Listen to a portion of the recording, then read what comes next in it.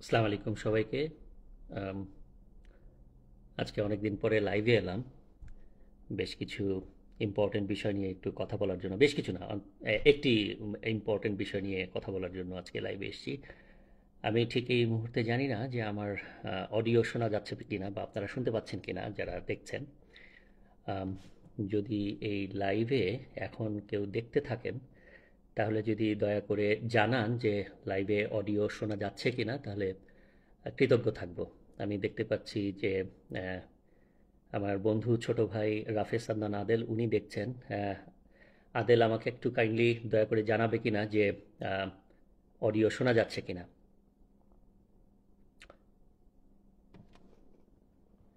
ওকে, জিনিয়া আপা, হ্যাঁ শুনতে পাচ্ছেন, আচ্ছা very good, thank you so much. আমি শুরু করছি। আজকে একটা খুব গুরুত্বপূর্ণ বিষয় নিয়ে কথা বলার জন্য আপনাদের সামনে হাজির হয়েছি। কানেকশন আমার এখানে একটু স্লো দেখাচ্ছে, বাট আমি জানি যে বাংলাদেশে বেশিরভাগ মানুষ যারা নেটিজেন বা নেটিজেনের বাইরেও যারা আছেন সিটিজেন, তারা সবাই অ্যাকচুয়ালি ভারত পাকিস্তানের যুদ্ধ নিয়ে খুব ব্যস্ত আছেন এবং সবাই খুব উত্তেজনা ছড়াচ্ছেন। ফেসবুকে দেখতে পাচ্ছি, টুইটারে দেখতে পাচ্ছি যে সবাই আহ, ভারত পাকিস্তানের যে মধ্যে যে দ্বন্দ্ব চলছে বা যুদ্ধ চলছে, আক্রমণ প্রতি আক্রমণ চলছে, কথার যুদ্ধ চলছে, সেগুলো নিয়ে বেশ ব্যস্ত আছেন, ব্যতিব্যস্ত আছেন। তো আমি সেই জায়গা থেকে একটু আপনাদের দৃষ্টি অন্যদিকে নিব, কারণ আমার মনে হয় যে ওই দিকে দৃষ্টি দেওয়ার চেয়ে আমাদের কাছে আমাদের জন্য অনেক গুরুত্বপূর্ণ বিষয় আছে, সেটি হচ্ছে ডেঙ্গু সিজন। ডেঙ্গু যে জ্বর হয় আমাদের এখানে, আপনারা জানেন যে প্রতি বছরই এটা হয়, বেশ অনেকগুলো বছর ধরেই আমরা দেখতে পাচ্ছি, এবং আমার নিজেরও একসময় ডেঙ্গু হয়েছিল এবং আমি হাসপাতালে ভর্তি থাকতে বাধ্য হয়েছিলাম। শুধু তাই নয়, আমার চিকুনগুনিয়াও হয়েছিল। তো চিকুনগুনিয়ার যে কষ্ট, যে ব্যথা, যে বেদনা, যে সাফারিংস আমার হয়েছিল, সো আমি মনে করি যে এগুলো আমাদের জন্য, ডেঙ্গু চিকুনগুনিয়া এইরকম ধরনের পাবলিক হেলথের যে ইস্যুগুলো আছে সেগুলো আমাদের জন্য অনেক বেশি গুরুত্বপূর্ণ বিষয়। এবং এই কারণেই আজকে আমি আপনাদের সামনে হাজির হয়েছি। এবং আরেকটি বড় কারণ হচ্ছে যে এটি ট্রিগার করলো কে, কোত্থেকে কোত্থেকে আমি হঠাৎ করে এই ডেঙ্গুর ব্যাপারে আজকে আপনাদের সামনে কথা বলতে এলাম। আপনাদের একটুখানি ব্যাকগ্রাউন্ড স্মরণ করিয়ে দেই যে ডেঙ্গু গত 2023 এবং 2024-এ যে ডেঙ্গু বিস্তার হয়েছিল, সেখানে কিন্তু আমাদের কেস ফ্যাটালিটি অর্থাৎ মৃতের সংখ্যা কিন্তু এক্সকিউজ মি, মৃতের সংখ্যা কিন্তু অনেক বেশি ছিল। অর্থাৎ 2023 সালে আমি দেখলাম যে 2023 সালে আমাদের জানুয়ারি 1 থেকে জানুয়ারি 31 পর্যন্ত সময়ের মধ্যে সারা বাংলাদেশে প্রায় 3,21,179 জন ডেঙ্গু রোগী এটা রিপোর্ট হয়েছে। অর্থাৎ এই রিপোর্ট হওয়ার বাইরেও কিন্তু আরও প্রচুর ডেঙ্গু জ্বরে আক্রান্ত রোগী ছিলেন। কিন্তু এটা রিপোর্ট হয়েছে বা হাসপাতালে এসছেন এরকম সংখ্যা হচ্ছে 3,21,179। এটা রিপোর্ট হয়েছিল এবং 1,705 জন মারা গিয়েছিলেন। এবং এই তথ্যটি, ও সরি, আরেকটি তথ্য বলিনি, এটার কেস ফ্যাটালিটি রেশিও যেটা সিএফআর বলা হয় পাবলিক হেলথের ভাষায়, সেই সিএফআর রেশিও ছিল 0.53%। এবং 2000 থেকে 2022-এর ভেতরে বাংলাদেশে প্রায় 2.5 লক্ষাধিক ডেঙ্গু পেশেন্টের কেস এটা এটা লিপিবদ্ধ হয়, অর্থাৎ সরকারিভাবে লিপিবদ্ধ হয়। এবং আম, তার আগে 850-র মতো ডেথ কেস এটা হয়, কিন্তু 2023 সালে এসে এটা কিন্তু ফ্যাটালিটিটা অনেক হাই হয়ে গিয়েছিল। এটি গেল 1 নম্বর পয়েন্ট। 2 নম্বর পয়েন্ট হচ্ছে আমরা 2024 সালে কি দেখলাম। 2024 সাল অর্থাৎ গত বছরও কিন্তু নভেম্বর 23 পর্যন্ত একটি ডাটা আমি দেখতে পাচ্ছি। এটি ছাপা হয়েছে একটি রিসার্চ জার্নালে, CRO, European centre for disease prevention and control, সেখানে এই ডাটাটি রয়েছে। তার আগের ডাটাটাও আমি নিয়েছি আপনার ন্যাশনাল ইনস্টিটিউট অফ হেলথ সেখান থেকে। আর এখনকার যে ডাটাটি আপনাদের সাথে শেয়ার করছি সেটি হচ্ছে গত 2024 সালের ডেটা। সেখানে দেখা যাচ্ছে যে 2024 সালে সিএফআর অর্থাৎ কেস ফ্যাটালিটি রেট অর্থাৎ মৃতের সংখ্যা কিন্তু প্রচুর ছিল, এবং সেটি ছিল 0.52%। অর্থাৎ 23 সালে ছিল 0.53%, এবং 2024 সালে আমরা দেখতে পাচ্ছি এটার সংখ্যা হচ্ছে 0.52%। আচ্ছা, স্ট্যাটিস্টিক্সের বেশি বিস্তারিততে যাব না, শুধু এতটুকু বলতে চাই যে বাংলাদেশে ডেঙ্গুর যে সিজন সেটা এখন আস্তে আস্তে শুরু হবে। বৃষ্টি হয়েছে, পানি জমেছে, বর্ষা যাচ্ছে, ইত্যাদি ইত্যাদি। এগুলোর পর জুন থেকে অগাস্ট পর্যন্ত, এবং বা কয়েকটা জায়গায় দেখলাম যে আসলে সেপ্টেম্বর পর্যন্ত এই সময়টা থাকে এবং প্রচুর লোক মারা যায়। এবং গত 2 বছর যেহেতু প্রচুর লোক মারা গেছে, এবার আমাদের যদি প্রিপারেশন সেরকম না থাকে, আমরা সেরকম মৃত্যু নিশ্চয়ই এই বছর চাই না। সো আমার কাছে মনে হয় যে ভারত পাকিস্তানের যুদ্ধ হচ্ছে, সেটা তো ডেফিনেটলি আমাদের জন্য একটা বড় খারাপ খবর, বা আমাদের উপর একটা ইম্প্যাক্ট পড়বে, বাংলাদেশের উপর ইম্প্যাক্ট পড়বে। কিন্তু তার চেয়ে বড় বিষয় হচ্ছে যে আমাদের ডেঙ্গু নিয়ে আমাদের প্রিপারেশন কী, এবং এই বছর যাতে আমরা কম সংখ্যক কেস ফ্যাটালিটি হতে পারে সেটার দিকে নজর রাখা। এখন কেন আজকে এই বিষয়টা নিয়ে কথা বলতে এসেছি, সেটার সবচেয়ে বড় গুরুত্বপূর্ণ দিক হচ্ছে, প্রথম আলোতে ঘন্টা ৩-৪ আগে একটা রিপোর্ট এসছে।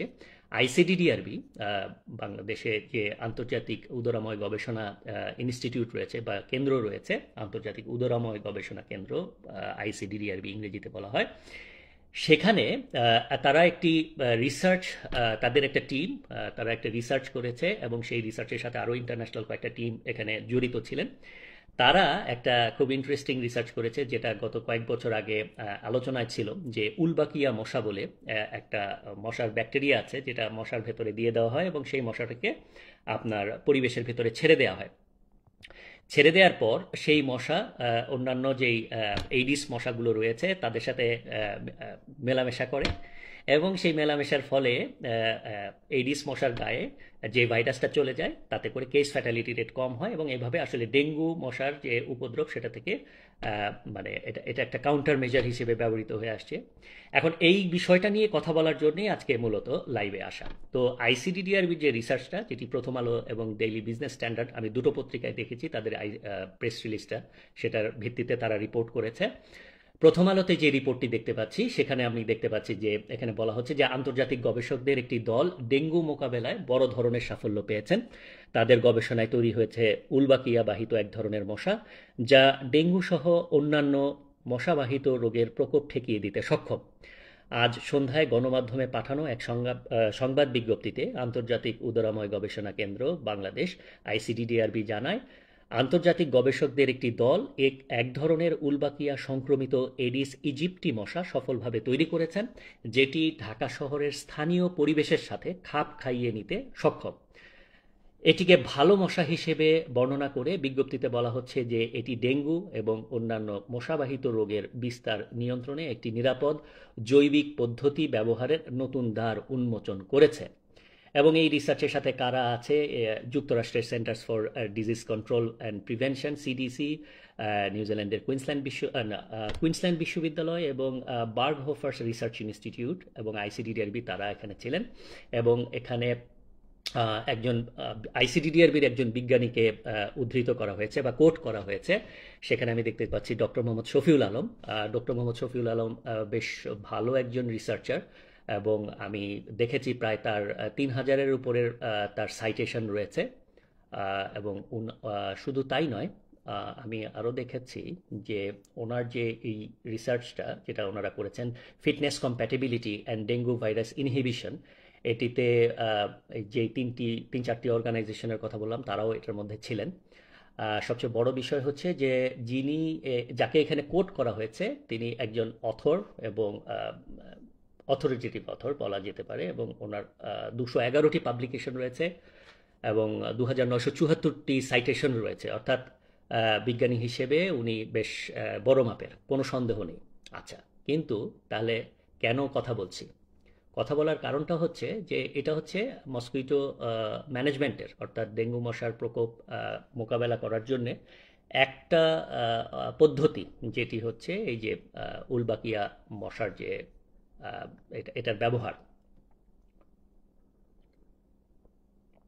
আর একটু জিজ্ঞাসা করিনি এখন কি শোনা যাচ্ছে কিনা, কারণ অনেকেই ছিলেন, আমি ঠিক জানি না যে এখন অডিওর অবস্থা কি, সবাই শুনতে পাচ্ছেন কিনা।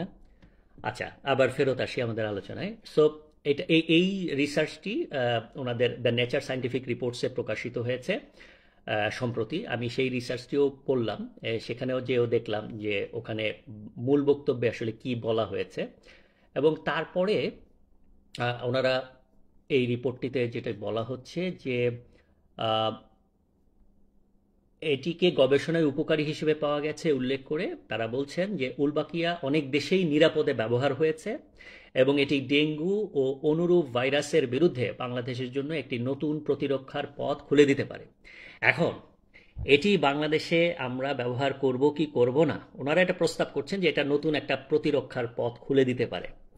কিন্তু এখানেই আমার কিছু বক্তব্য রয়েছে। এবং আমি আমার জার্নালিস্টিক ইনস্টিংক্ট বা সংক্ষিপ্ত গবেষণা বা ইতিমধ্যে যতটুকু লেখাপড়া করেছি এই প্রসঙ্গে সেগুলো নিয়ে আমার কিছু বক্তব্য রয়েছে। আহ, এবং আমরা জানি যে আপনার এই ডেঙ্গু মশার বিষয়টি নিয়ে আমরা অনেক বছর ধরে বাংলাদেশে পাবলিক হেলথ স্পেশালিস্টরা আমরা কাজ করছি এবং সিটি কর্পোরেশনগুলো কাজ করছে। প্রতি বছর দেখা যায় যে সিটি কর্পোরেশনগুলোতে অনেক টাকার বাজেট থাকে মশক নিয়ন্ত্রণে। এবং গত বছর পর্যন্ত আমরা দেখেছি যে আপনার প্রত্যেকটা সিটি কর্পোরেশনের প্রায় 100 কোটি টাকার মতো বাজেট থাকে এই ক্ষেত্রে। এবং এই বাজেটের অনেক অংশ দেখা গেছে তো গত 2-1 বছরে অনেক বাজেটের অনেক অংশ ব্যবহৃত হয় না বিকজ অফ ডিফারেন্ট রিজনস। এবং এখানে আমরা দেখতে পাই যে নানা ধরনের ঘটনাই ঘটে, অর্থাৎ এই এই মশা নিয়ন্ত্রণ নিয়ে নানা ধরনের ঘটনা ঘটে। কিন্তু সেই ডিটেলসে আজকে যাব না, শুধু আজকে একটা জিনিসে বলবো যে কয়েক ধরনের ম্যানেজমেন্ট সিস্টেম আছে যেটি পাবলিক হেলথ এক্সপার্টরা এটা ব্যবহার করে থাকেন। এক নম্বর হচ্ছে ধরেন যে জেনেটিক মডিফিকেশনের বিষয়টা আছে, কোনো কোনো দেশে জেনেটিক মডিফিকেশনের দিকে যায়, কোনো কোনো দেশে স্টেরাইল ইনসেক্ট টেকনিক বলে একটা এসআইটি টেকনিক বলে একটা টেকনিক আছে, সেটাতে যায়। কোথাও আমরা দেখেছি যে বায়োলজিক্যাল কন্ট্রোল এজেন্টস নানা ধরনের, হ্যাঁ, লার্ভা, তারপর হচ্ছে ফাঙ্গাল প্যাথোজেন্স, ব্যাকটেরিয়াল লার্ভাইসিটিস, এগুলো তার লার্ভিসাইডস ওনারা ব্যবহার করে থাকেন। এবং কেমিক্যাল কন্ট্রোলের ভেতরে একটা আছে যেটা বাংলাদেশে বেশি ব্যবহৃত হয়, যে সিটি কর্পোরেশনগুলো আপনার ওষুধ ছেটায়। এখানে এনভায়রনমেন্টাল ম্যানেজমেন্টের দিকটি বিভিন্ন সময় আমাদের দেশে এটা উপেক্ষিত থাকে, কিন্তু এই অর্থাৎ কমিউনিটি বেসড প্রোগ্রামস যেগুলো, অর্থাৎ মানুষকে সচেতন করা এবং মানুষকে উৎসাহিত করা তাতে যাতে মানুষের আপনার তারা নিজেদের পরিবেশটা পরিষ্কার পরিচ্ছন্ন রাখে এবং মশা যাতে প্রজনন করতে না পারে সেই জায়গা। আর নতুন কিছু নোভেল এক্সপিরিয়েন্স হয়েছে বা অ্যাপ্রোচ নিয়ে কাজ হয়েছে গ্লোবালি, সেখানে আমরা দেখেছি যে ন্যানো টেকনোলজির ব্যবহার রয়েছে, সিম্বায়ন্স উলবাসিয়া ছাড়াও আরও কয়েকটা মেথড আছে সেগুলো করা হয়েছে, বা আরএনএ ইন্টারফেস, এগুলো টেকনিক্যাল ল্যাঙ্গুয়েজ, আমি ওগুলো ডিটেইলে যাব না, সেগুলো রিসার্চ করে আমি পেয়েছি।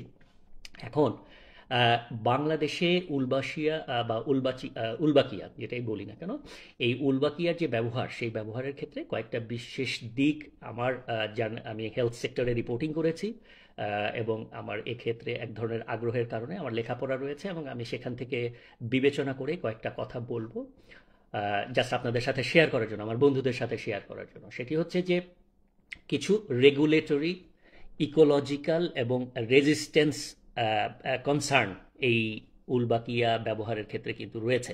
আমেরিকা এটাকে অ্যাপ্রুভ করেছে, অর্থাৎ আমেরিকায় এটা ব্যবহার করার জন্য অ্যাপ্রুভাল দেওয়া হয়েছে গভর্নমেন্টের ইপিএ থেকে। কিন্তু বাংলাদেশের মতো একটা দেশে আবারও স্লো কানেকশন দেখতে পাচ্ছি, আমি জানি না আপনারা এই ট্রান্সমিশনটা দেখতে পাচ্ছেন কিনা। দয়া করে কেউ যদি একটু জানান যে ট্রান্সমিশনের অডিও এবং ভিডিও আপনারা দেখতে পাচ্ছেন কিনা, এটা যদি একটু জানান কৃতজ্ঞ থাকবো। তো যে কথা বলছিলাম যে এখানে বাংলাদেশে উলবাকিয়া মশা, মানে এই এই এই এই পদ্ধতিটা আমরা যে ব্যবহার করতে যদি যাই, এই যে আপনার আইসিডিডিআরবি যে প্রপোজ করছে, সেটার আগে বেশ কয়েকটা দিক আমাদের মাথায় বিবেচনায় রাখা উচিত বলে আমি মনে করি। এক নম্বর হচ্ছে যে রেগুলেটরি কন্ট্রোল বা রেগুলেটরি আপনার কনসার্নস আছে, অর্থাৎ আমরা এটা এই পদ্ধতিতে আমরা যাব কি যাব না, অথরিটি। এখন সেক্ষেত্রে অথরিটি হচ্ছে যে বাংলাদেশের ministry of health and family welfare, এবং তার অধীনে আরেকটি গবেষণা সংস্থা রয়েছে আইইডিসিআর। তো এই যে আইইডিসিআর আছে, তারা ডেফিনেটলি এই যে গবেষণাটা আইসিডিডিআরবি করেছে, এরপরে হয়তো এটা আইইডিসিআর এর কাছে যাবে, বা তাদেরও হয়তো একটা কনসার্ন হয়তো বা ছিল, আমি জানি না, আমার জানা নেই যে কনসার্ন ছিল কিনা, বা তাদের সাথে কনসাল্ট করে এই রিসার্চটা নিশ্চয়ই করা হয়েছে কিনা আমি জানি না। বাট তাদের এক ধরনের এখানে গবেষণা করা এবং তাদের ইনভলভ হওয়ার প্রয়োজন রয়েছে, এবং তাদের ইন্ডিপেন্ডেন্টলি এই গবেষণাটি দেখার দরকার রয়েছে বলে আমি মনে করি। এটি হলো এক নাম্বার দিক।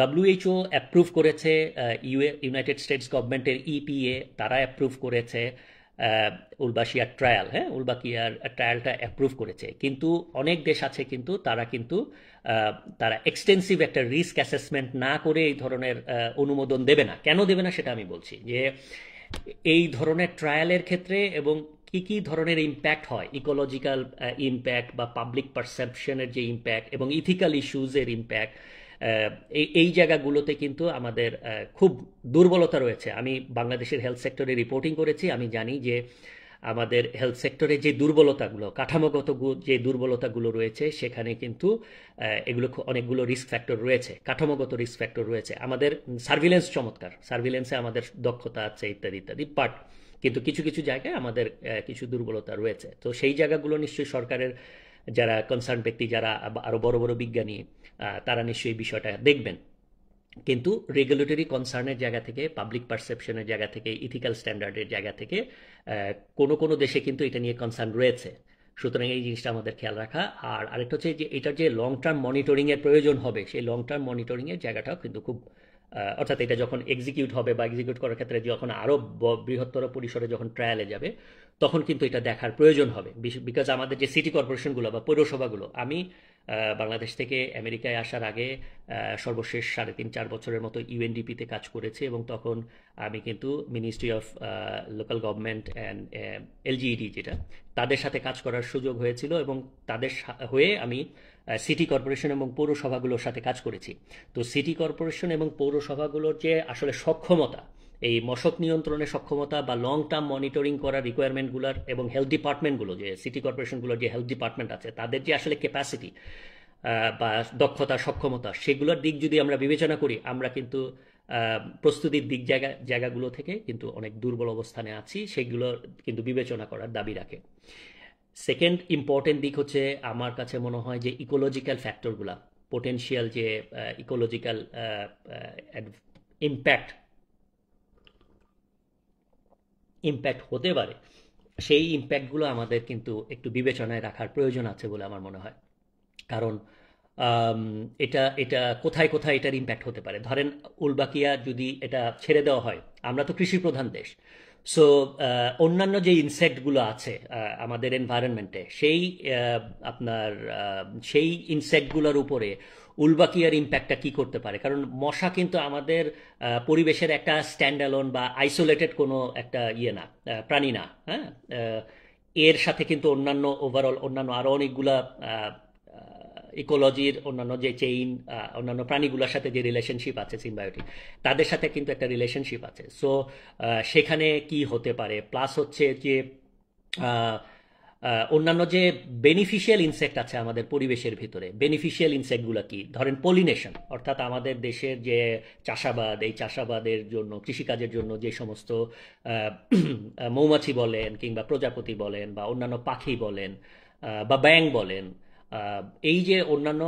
এজেন্টগুলো আছে যারা পলিনেশনে কাজ করে, তাদের উপরে এই উলবাকিয়ার ইম্প্যাক্টটা কি করবে, এইটার কিন্তু কোনো লং টার্ম রিসার্চ বাংলাদেশের পার্সপেক্টিভে নাই। হ্যাঁ, সো এই জায়গাটা কিন্তু রিসার্চের প্রয়োজন হবে। আইডিসিআর বলেন বা এগ্রিকালচারাল এক্সটেনশন ডিপার্টমেন্ট বলেন বা এগ্রিকালচারাল ইউনিভার্সিটি বলেন, তাদের কিন্তু এখানে রিসার্চ করার বা জিওলজিক্যাল অন্যান্য যারা আছে তাদের প্রয়োজন হবে।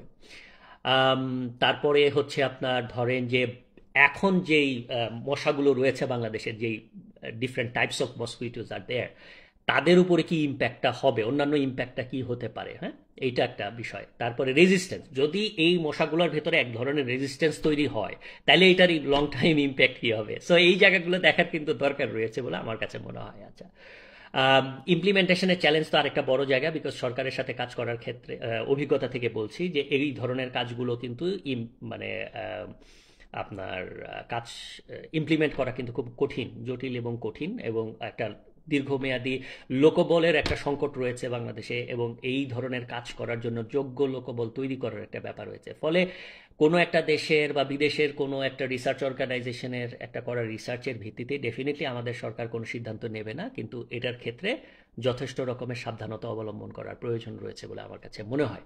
আর কমিউনিটি এনগেজমেন্ট বা সাধারণ মানুষের যে অংশগ্রহণ, সেই জায়গাগুলোর কথা তো বলাই বাহুল্য, সেখানে অনেক পার্টিসিপেশনের প্রয়োজন হবে। আজকে মূলত এই বিষয়গুলো নিয়ে কথা বলার জন্যই লাইভে এসেছি, পাবলিক ইন্টারেস্টে কথা বলার চেষ্টা করেছি। তো আপনারা ভালো লাগলে কমেন্টে জানাবেন। আরেকটি বিষয় হচ্ছে যে লাইভটি শেষ হয়ে যাবে আর 2-1 মিনিটের মধ্যে। কারো যদি কোনো প্রশ্ন বা কমেন্ট থাকে, আমি এখনো দেখিনি কোনো ধরনের কমেন্ট বা প্রশ্ন আছে কিনা, থাকলে সেটি হয়তো কথা বলা যেতে পারে সেটি নিয়ে। তো তপন কুমার সাহা, থ্যাংক ইউ দাদা দেখার জন্য। আম, কারো যদি কোনো, আমার আবার কানেকশন একটুখানি স্লো দেখাচ্ছে, কারো যদি কোনো প্রশ্ন বা মন্তব্য থাকে, দেখতে পাচ্ছি না। বেশ অনেকেই দেখছেন। আচ্ছা,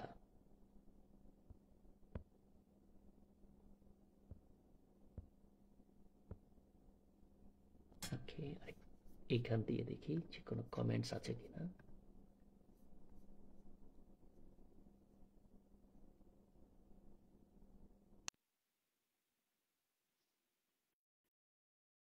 কল ঢুকে যাওয়ার চেষ্টা করছিল।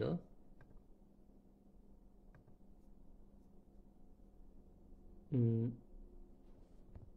আমি আসলে কোনো কমেন্ট দেখতে পাচ্ছি না, মানে কমেন্টগুলো দেখা যাচ্ছে না। যদি কারো কোনো কমেন্ট বা কেউ কিছু লিখেছেন কিনা তাও জানি না, বোঝা যাচ্ছে না। যাই হোক, আমি পরবর্তীতে কমেন্ট দেখলে আমি রেসপন্স করার চেষ্টা করব।